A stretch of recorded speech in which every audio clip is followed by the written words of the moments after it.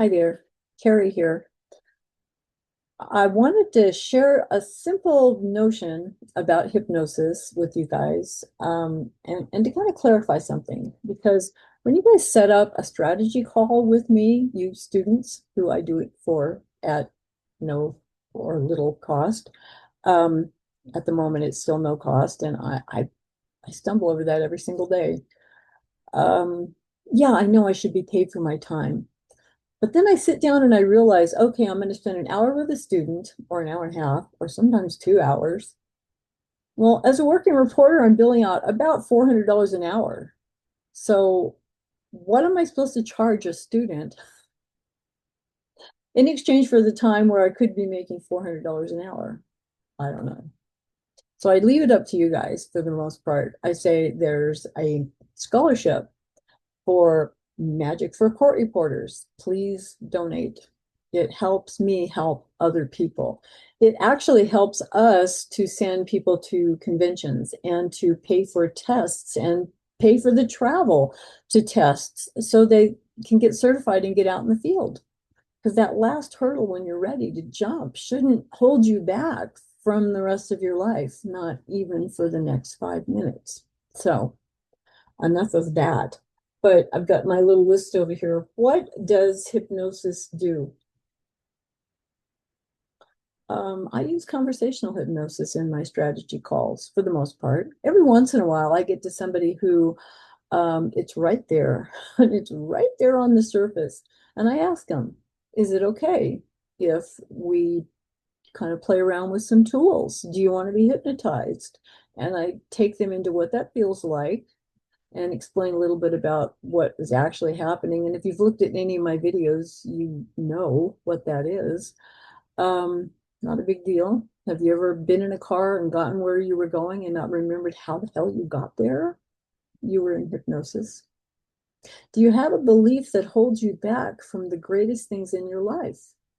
Undoubtedly, you were hypnotized to believe something, and that's a program that's been running for a very long time in your life. And you'll only even ever notice it when it starts becoming a problem later in your life. Because most of the programs we have downloaded from as far back as our childhood actually still pretty much serve us well. Don't walk off cliffs. Don't say something really stupid to people around you who can hurt you. Um, know your audience. But hypnosis, I'm going to read this right off my little chart over here. Hypnosis does not change who you are. It unleashes what is already there. And there are a lot of people who are kind of worried about, concerned about, I mean, I'm not a mind reader, and I don't really even, I love you, but I don't really even care what happened to you.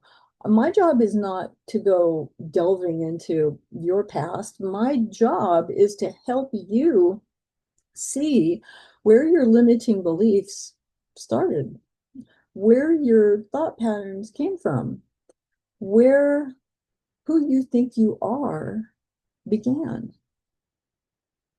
Because if you aren't getting the results you want, but you're doing all the right work, then there's something in your belief system that's just BS. There's bullshit, BS in your belief system. And it's holding you back, keeping you in a place that's familiar, even though it's uncomfortable, because the unknown is such a scary place for us to go.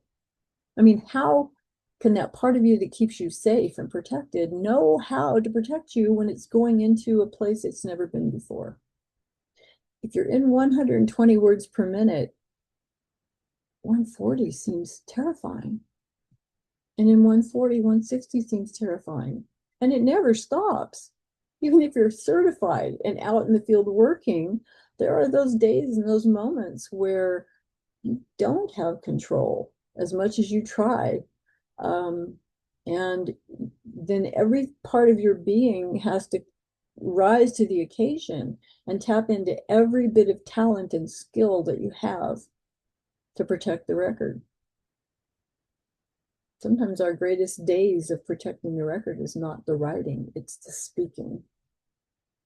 It's the interrupting the proceedings that are out of control to try to make a coherent record, a verbatim record. And that's what we get paid for. I think the attorneys that we're working for sometimes forget that. But I digress. What I have available to you guys is pretty much the same for every student I work with. There are things that I tweak, and I'll ask you, do you have trouble dropping? I'm not going to fix that for you, but I'm going to tell you why you drop, what your brain, your pattern of thinking is when you're dropping, right before you're dropping, and after you've dropped.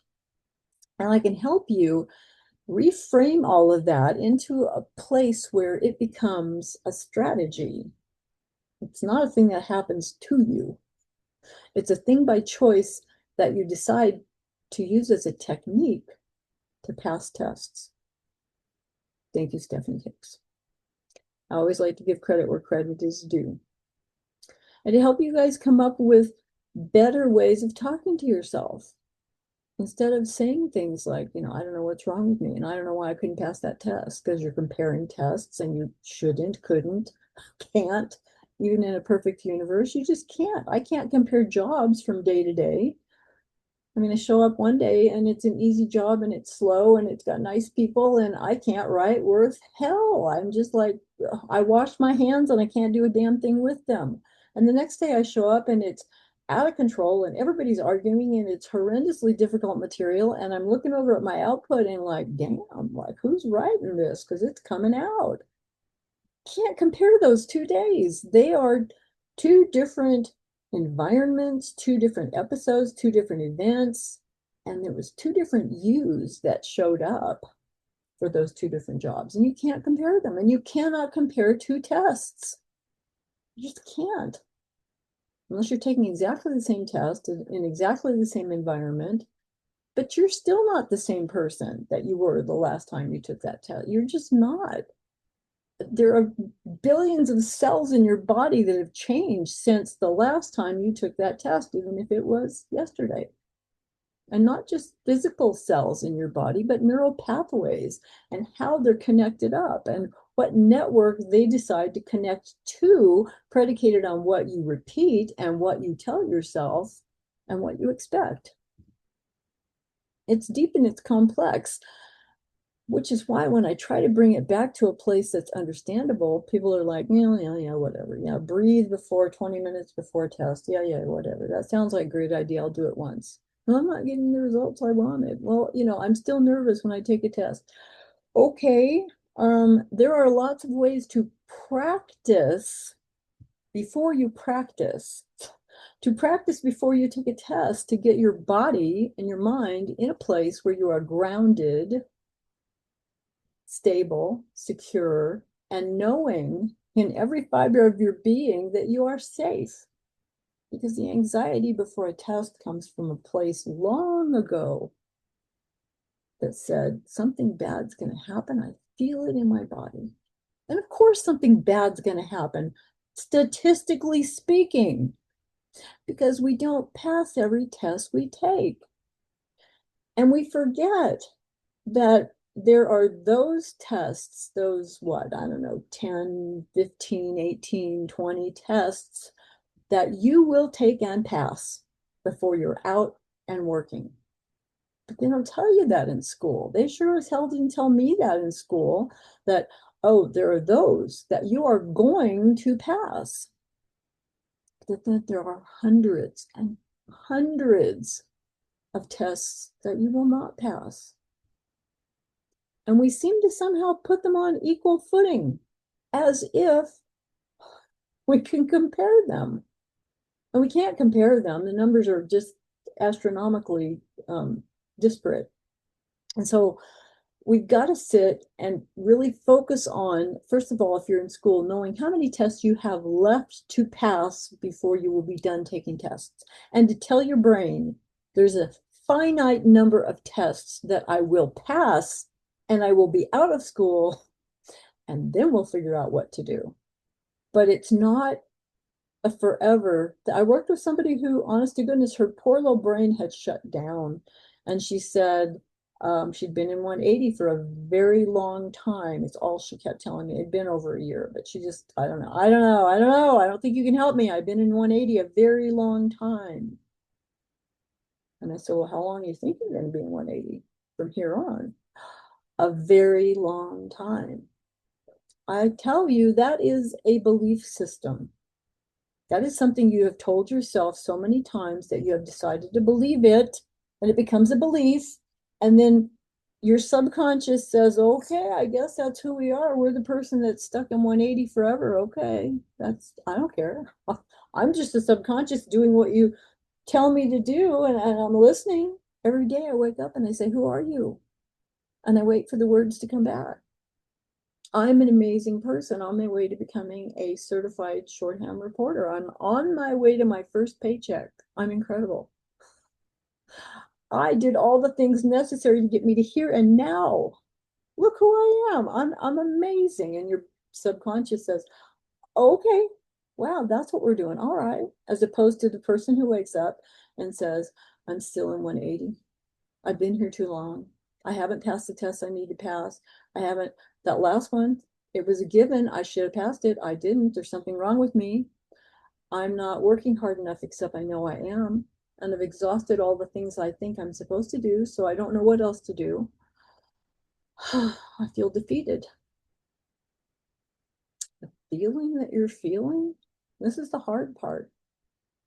The part of your subconscious feels it's almost like its language is the feeling, and it will give you more of whatever feeling you're focused on. I'm defeated. I'm lost. I'm stuck. I'm stumbling. I'm not as good as others. I don't deserve this. I don't know why I even thought I could start. Instead of doing whatever you got to do. I mean, I often say, you know, our mind fucks with us all the time. And I think turnabout is fair play. So come up with a different line. Every time you hear something out of your critical brain, challenge it. And I don't know what's wrong with you, why you thought you could ever do it. Well, obviously, I thought I could do it because I started. And when I started, there was no part of me that thought I couldn't, which means I can. So I believe that part. If it thought I couldn't, it would have pulled me back and made sure I didn't even start. Interesting. My brain knew there was no reason why I couldn't do this. It didn't really know what was ahead of it, but it knew, connected to all things in the universe, it knew that I could do this. Now, had I said I'm going to be an Olympic long distance runner, I mean, there are all kinds of parts of me that were having a laughing party because that's so absurd, knowing who I am, what I like and what I don't like. And running is right up there on top of my list of stuff I'd just as soon stay out of my lexicon completely. Don't like it. Never did, never had, tried, really tried. I don't get the endorphin thing. I guess I haven't tortured myself enough to get the end. Just, you know what? There are things we were meant to do and things we were not meant to do. And we can kill ourselves trying, or we can just let go of the things that we're not meant to do. So I'm telling you, if you're in this process, it was because part of you knew that you were meant to do this and that you could do this. Now it's just up to you. Are you going to let yourself get in the way along the way? Or are you going to go back to your why and realize that you are the only person who will stop you from finishing this journey? And the journey will show you who you are every step of the way. And there was a tangent that I hit back there. And when it comes back to me, I will do another video about it. I'm not going to worry about it at the moment. What came out was what needed to be heard by somebody. I love you guys. I hope you have a great day out there. If anybody wants some clarification or to work with me one-on-one, let me know. I always have time for a student who is serious and is doing the work and who just wants to understand why her brain is doing the thing it's doing, or his, because that's who I was in school. Seriously, I was there saying out loud, why is my brain doing this? Why am I my own worst enemy? Why can't I do what I see everybody else doing when I'm working so hard? That's who I was. And that's why, part of why I went and spent literally years and a couple of tens of thousands of dollars to become certified in hypnosis, because it freaking worked for me. And then, being the personality that we are when we become court reporters, well, if it worked for me, then knowing how it works and knowing how to help somebody else with it, really knowing the ins and outs of it, is going to make it more powerful. Maybe it did.